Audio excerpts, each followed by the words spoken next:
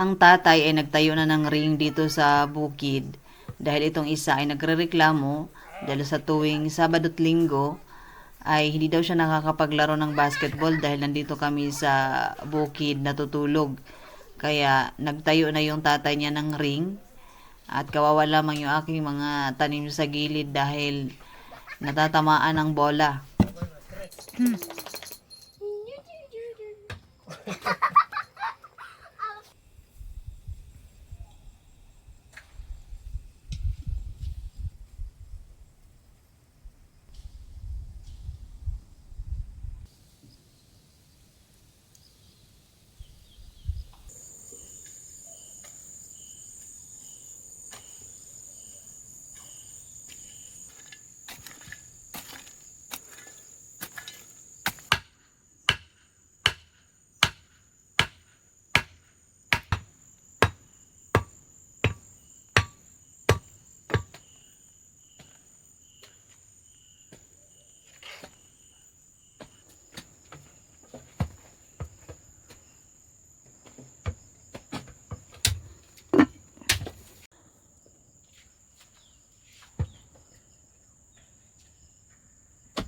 Ayan, here's kabon.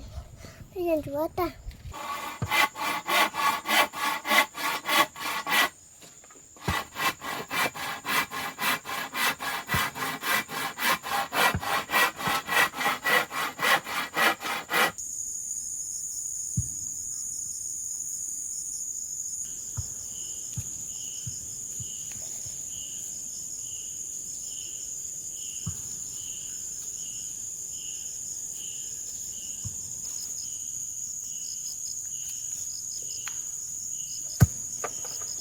Lubos ang tanging dalangin, ang tanging alay ko, o Diyos aking Ama, ang buong buhay ko, puso't kaluluwa, maipagkaloob, mamahalin gintong lubos, ang tanging dalangin, Diyos ay tanggap mo. Bayang mag-ibig, pula lang yakas, alam na po, buhay buhay.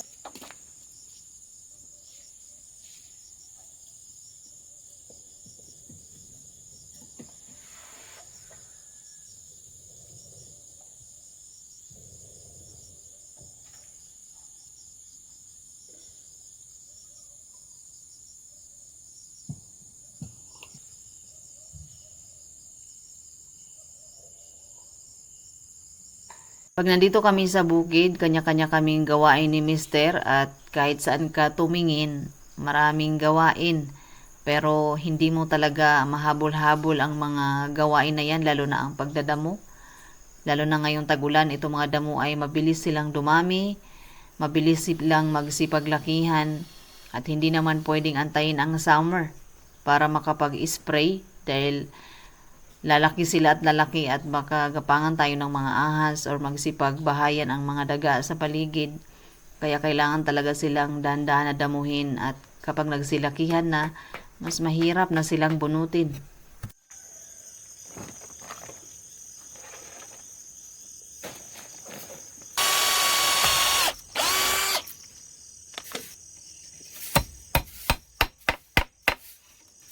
Sod. At ini sampai pintuan. Normal ay kosen ito sa matubad. Enak dah.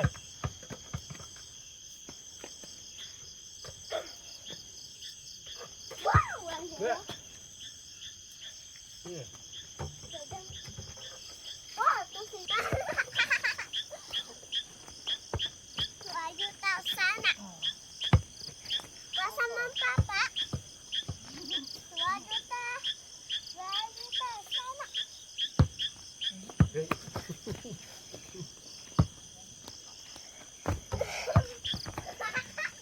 Robert. Hey.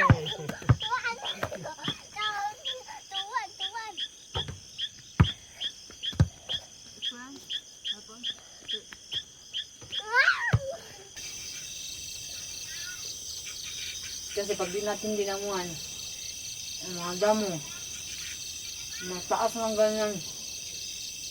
Alam naman, antayin pa natin magsamad para mag-spray. Kailangan talaga natin dahan-dahanin sa pagdamo. Dahil isa lumaki.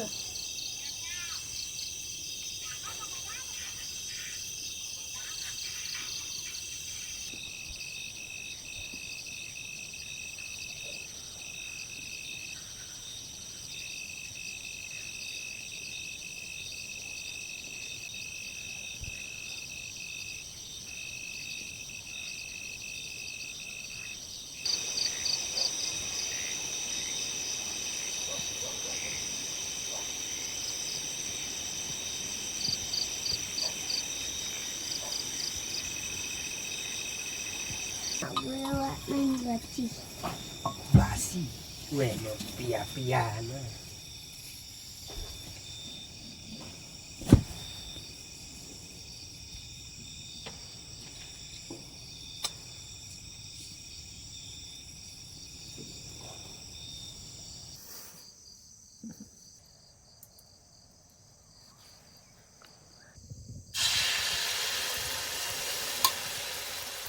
Yan. Yan. Paano utublin? Si Uncle bumaba dito at dala-dala yung kanyang ipapaayos na kawali kasi gagamitin niya yan doon sa gubat, no? Kasi minsan natutulog siya doon, meron pa siyang kubo, so malayo na yon. Hindi pa ako nakakarating doon at ito talaga siya ay minsan masipag pumunta doon ng pagkalayo-layo. So meron din yan siyang garden doon, mayroong fish pond. Pero minsan ilang buwan din kung hindi niya mabisita kaya ang damo ay nakapalibot na rin sa kanyang kubo. So kapag may panahon siya, dinadalaw niya. So iyang kawali na yan ay dadilhin niya doon. Kaya pinapaayos niya. Pawas niyo po.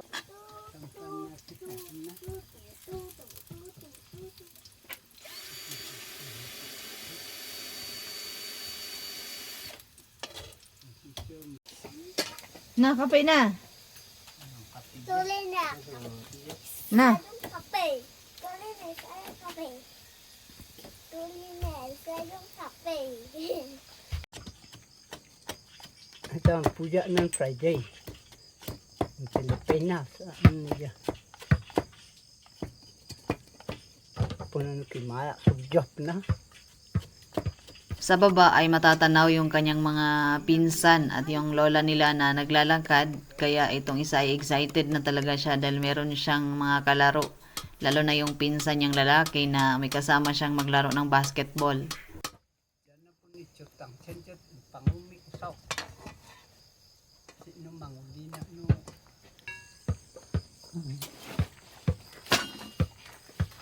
Oh. Ini macam apa? Kaju sacok.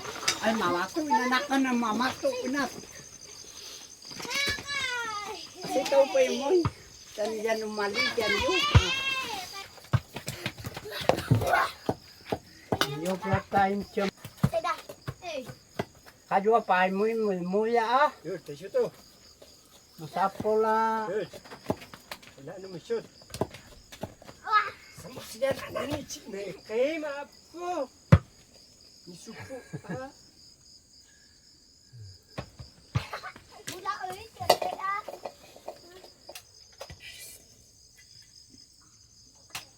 Naitipya kin baspeta inggip uwayan sang kinaang pinusa jama na nasayo. Kami pa ng kailaw lang kinaang.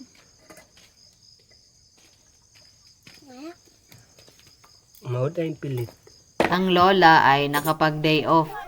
Kaya dito agad sa bukid ang punta niyan. Basta may mag-alaga sa mga apo niya ay tuwang-tuwa yan siya. Kasi marami siyang mga gawain sa bukid. Alam na natin yung mga matatanda na nasanay sa bukid. Kapag hindi makaakyat ay naku para bang ang bigat-bigat ng araw. Pero ito siya kasi ay talagang matagal na lagi siyang may inaalagaan yung mga apo. Kaya tuwing Saturday, Sunday lang siya nakakapunta o kung minsan hindi pa talaga makakaakyat kapag walang mag-aalaga sa mga apo niya.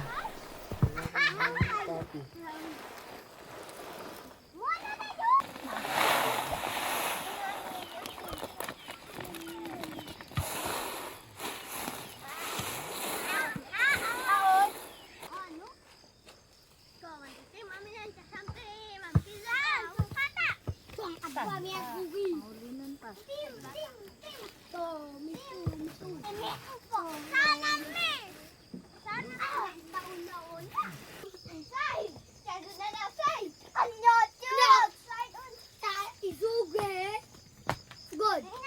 Bayam. Ano? Got your attention? I'm tiny, remember? Oh, right.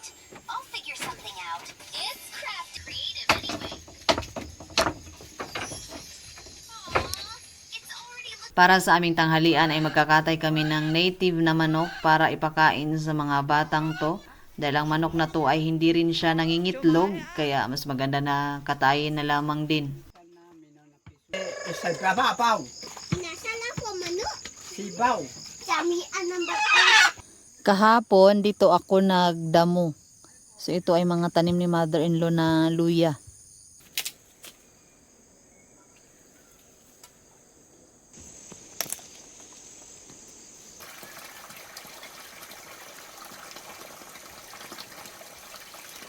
Sa mga nalilito kung bakit marami daw kaming kubo, halimbawa na lamang ang kubong ito, so ito ay kay mother-in-law. At malapit lamang yan sa aming pinagagardenan. So akit ka lamang ng kaunti, ito na yung aming kubo, dito na kami nagagarden. Yung kubo naman doon sa taas na malapit sa palayan, yun ay lupa ni Uncle at kami lamang yung gumawa ng kubo. Kumbaga yung luma niyang kubo kasi malapit nang masira, inilipat lamang namin, pero binago na namin. So, kung sino yung mag-aani doon, kasi si Uncle may palayan doon, so siya yung gagamit ng kubo. So, yun ay pang lahat. Kung sino yung gustong magpahinga, mag-aani, pwede doon. At dito naman, hindi rin namin lupa to. Kaya, kung tutusin, wala talaga kaming kubo kasi anytime po din naman nantong sirain. So, ito ay pahingahan lamang namin kapag mag-garden kami kasi kung minsan nakakapagod naman yung akyat baba. Tapos, sayang yung oras kasi. Sa baba, matatanaw yung kabahayan at nandun mismo yung aming bahay at nandoon yung kuryente kaya doon kami nakakapag-charge, nakakapag-upload. Pero ang bukid na ito ay hindi to siya ganun kalayo mula sa kabahayan. Mga 10 to 15 minutes. O, pwede ka nang makaakyat dito, pwede ka nang makababa. Sa mga kalalakihan, baka 5 minuto lang kaya nila. Yung ibang kubo pa na nakikita ninyo, kubo yan ng mga pinsan ni Mister na namamasyal lamang kami. Kasi ang mga bukirin kasi dito halos lahat may mga kubo dahil may mga palayan at doon nila ini-store yung mga naani na palay. 11. Lolo yung ay? Ato. Ato, tayong tao. Sam! Ano ang basketball?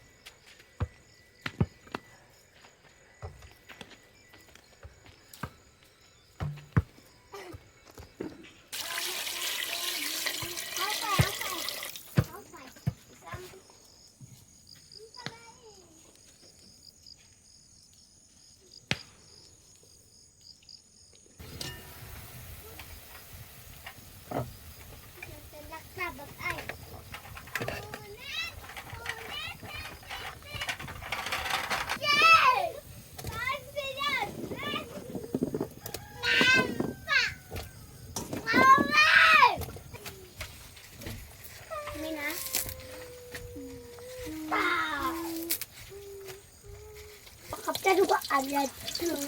Ay, ay, ay! Pinulito!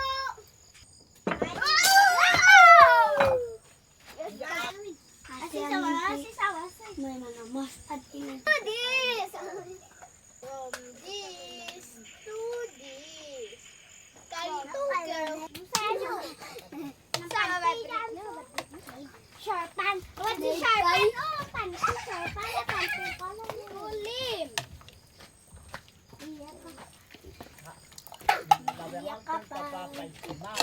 Makan. Pwede tayo isabaw. Diyan na. Cici, Okay, wala siya mau.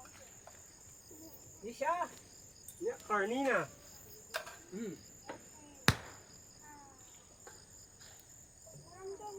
Ano yan? Ika, Uy, tornado! Tornado ka na mo. Na. Bukan tornado. Uy, Adi kasi kami yun, naman na. Au, Ya, Karnina. Suwe. mana? Akit man. Na, na. Na. Siya kanina siya. Tuka? Ay, tuka na na. Na. Tanaw ko pa kayo sa tuka. Okay. Na, sabaw. Pagkatapos ng kanilang tanghalian ay nanahimik ng aming mundo dahil lahat yun sila kasama yung aking anak ay dinala ni Uncle sa ilog. Gawa na ang request ng mga yon ay maligo sa ilog. So hindi nila tatantanan yung kanilang lolo na hindi sila pagbigyan.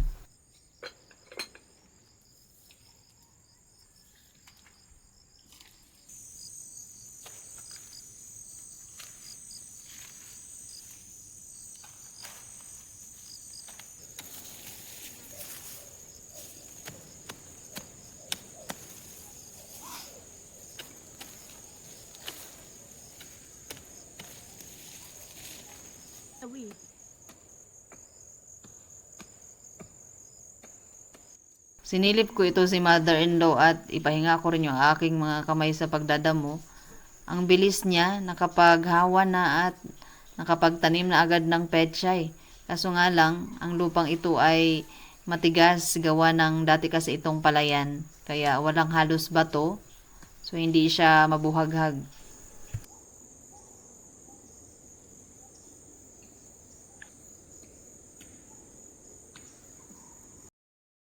Kain tayo ninyo ng native na manok. Ngayon pala mga kuka mag tatanghalian.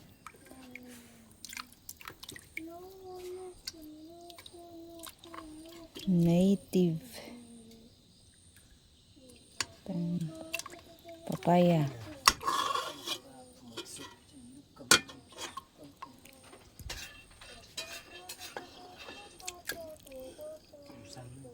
Itong isa ay nakabalik na mula sa kanilang swimming at ang mga pinsan niya ay umuwi na doon sa baba.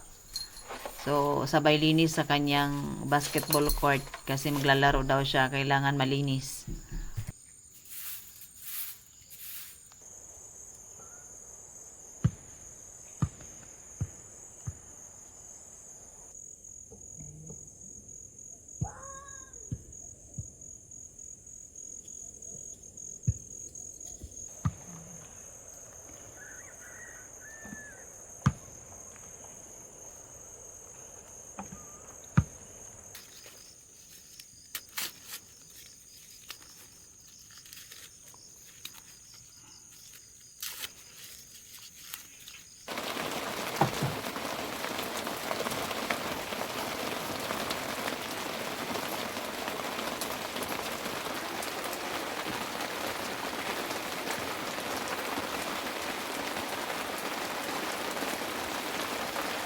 Tuwan rin.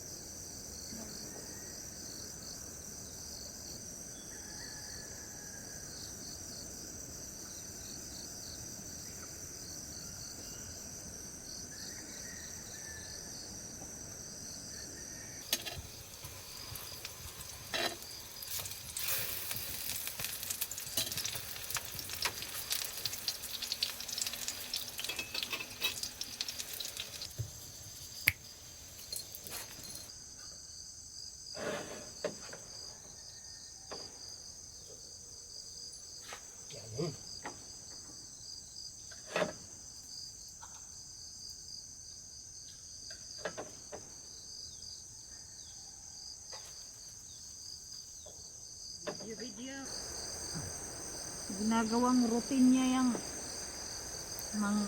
huli ng mga manok. Maganda yung ano ng asong yan. Mahawaan niya si Imutit, tuturuan niya ng ganyan.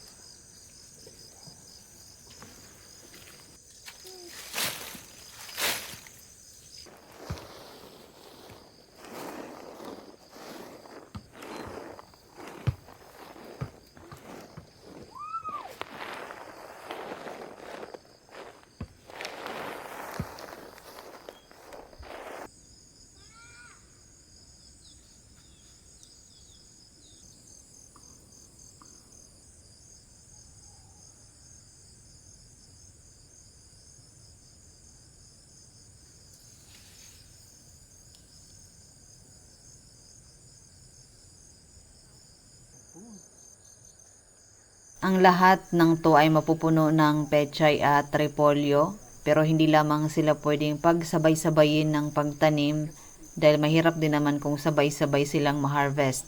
Kaya yung ibang pantanim naman na repolyo ay pinapatubo pa lang namin sila.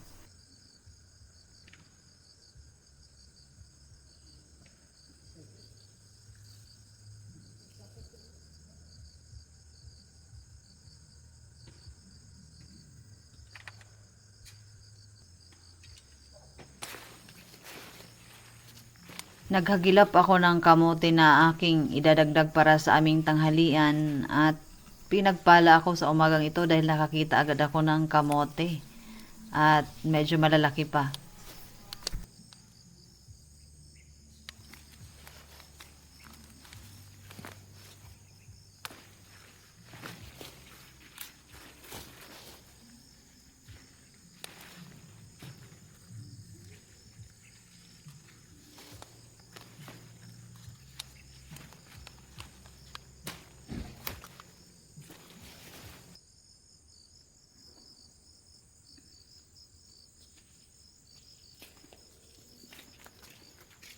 Come on na, come on na.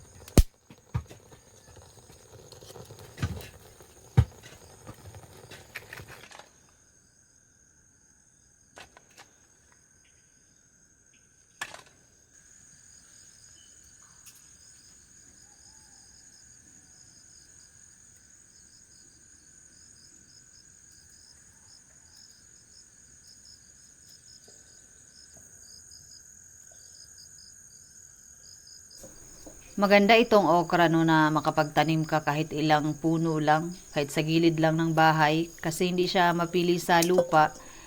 Pang mix lang ba sa ibang gulay kasi ito siya bunga lang ng bunga tapos mga 3 to 4 days may panibago na namang bunga. at kailangan lamang talaga bantayan na hindi malagpasan, hindi masobrahan sa tigas yung bunga niya.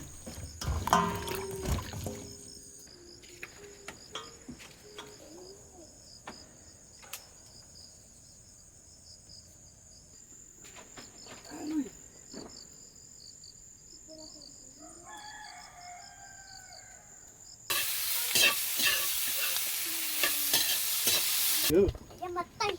matay. Just me. Just me, Papa. Dia matay. Excuse me. Excuse me, Papa. Dia matay. Kaya ng pala matachog. Papa, alam ng pala.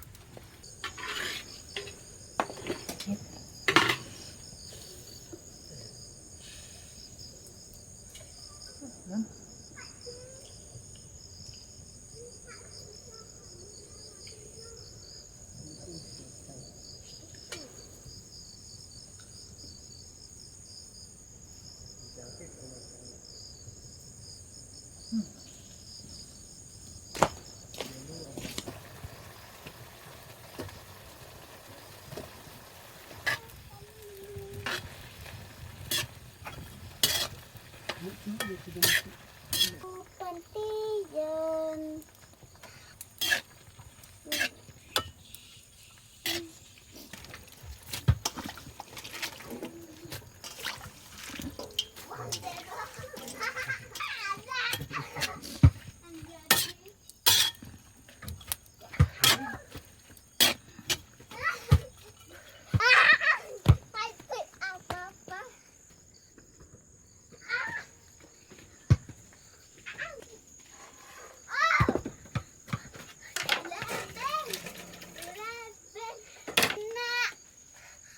Dalawa ang pinggan.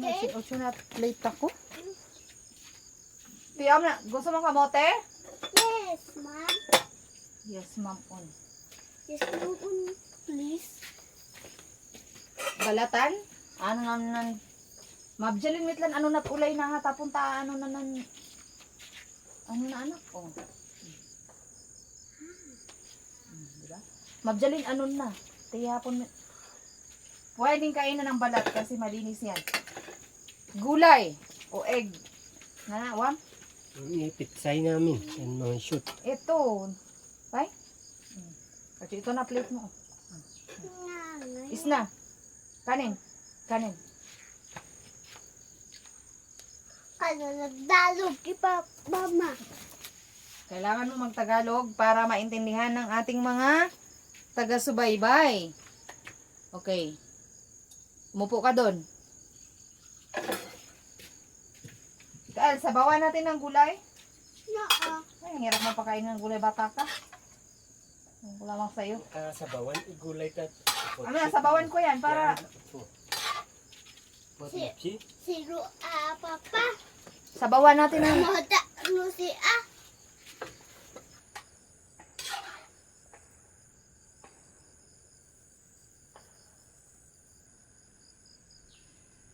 Anak, amaam ka. Numangan. Hatapon lumuson. Hatapon na. Bukod amo John. Nang sa atila.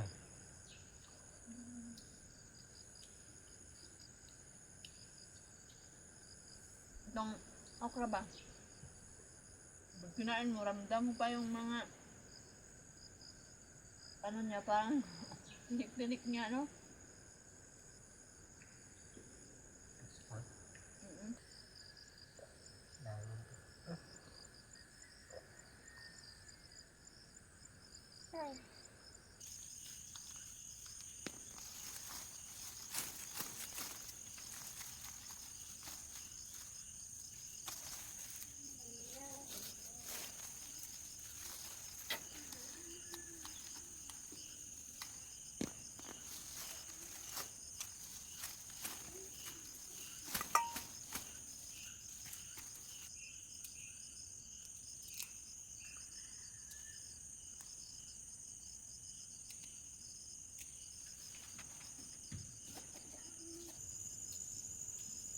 Saan?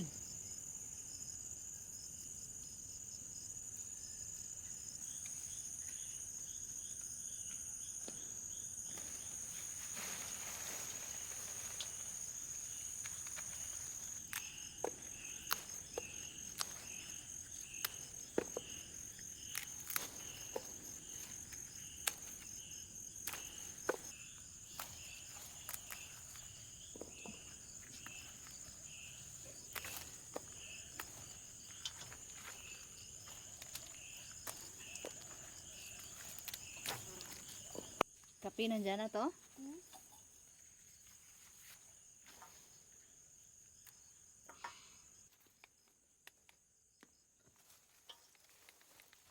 Bago kami ngayon uuwi sa bahay, ay mag-harvest muna ako ng isang plat na mani. At ang makukuha ko ay hati-hatiin para doon sa auntie ng aking mister na siyang may-ari nitong lupa. Para makatikiman lang kung ano yung aming ani sa kanyang lupa. Tapos, yung iba naman kay mother-in-law para doon sa mga apo niya at yung iba sa amin. So, kahit konti, hati-hati kasi ganun din sila. Pagka meron silang mga ani, namimigay din, no? Lalo na si mother-in-law. At ganun din si auntie kasi kapitbahay lamang namin yon. Kung anong meron sila, binibigyan kami. So, si uncle ay susunod na lang, susunod na mga plat kasi hindi pa pwedeng maani yon.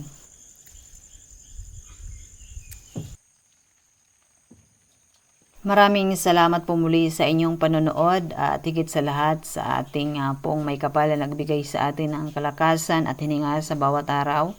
Kung kaya hindi natin dapat siyang makalimutan sa lahat ng ating mga gawain, sa lahat ng ating mga desisyon, lagi natin siyang isama.